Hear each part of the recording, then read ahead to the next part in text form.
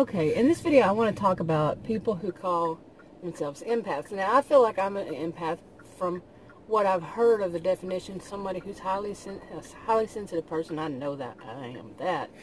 And that has empathy. Now, the thing about it is, I've heard over these years of people call themselves that for different reasons. And it seems like, some think of it as they were born with it. I don't know how they know that they were born with it, or it developed a few years after that. To me, I think that mine developed after that, of course. I just don't believe that somebody knows what they're born with, like the very day when you were born with. No. Okay, now some people might believe in it, to each their own. But some people think of it as a sense of, like, it's very mystical, magical. It grants them mind-reading abilities. They're psychics.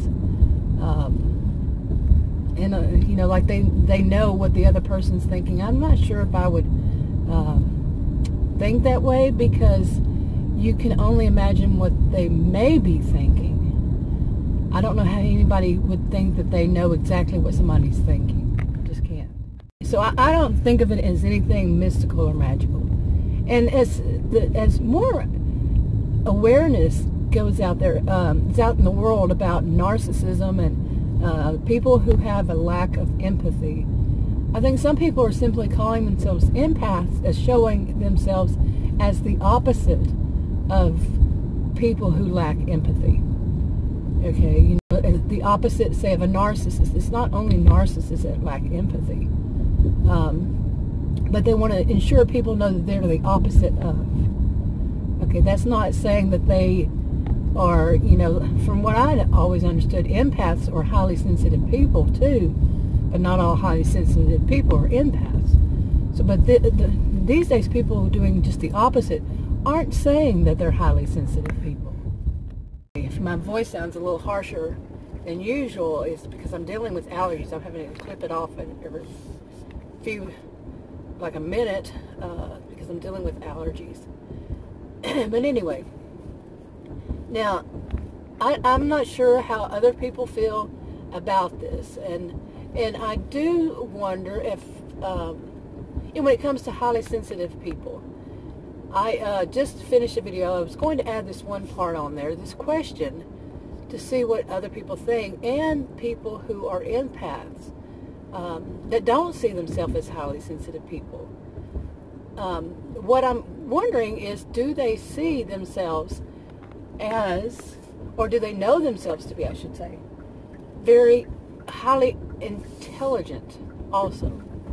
Okay, like a high IQ or, well, high intelligence. I know some people question, the difference, and some people want to say that there's different types of intelligence, as there are. Some people will say that there's scientific research behind it, and some say there is not. Yeah. Okay, so I'm just curious how many people have had their IQ tested, an actual, not online, an actual IQ test. And if you feel comfortable talking about it, because some people would not want others to recognize, to know that they are highly intelligent people. But if you feel comfortable, leave a comment if you are, or if you're not. And feel yourself as an empath, or, and or highly sensitive, or not highly sensitive. Whew, got that out. Like I said, I'm dealing with allergies. And from what I understand, some people who, I've asked this before, of people who have, feel themselves as empaths, if they also have allergies, and it was surprising to me how many people said yes. I don't think anybody said no. But for me, it's highly, I have allergies to chemical allergies and to different kinds of airborne allergens, pollen, and just driving down the road. Yeah, anyway, I'm going to go ahead and wrap this one up.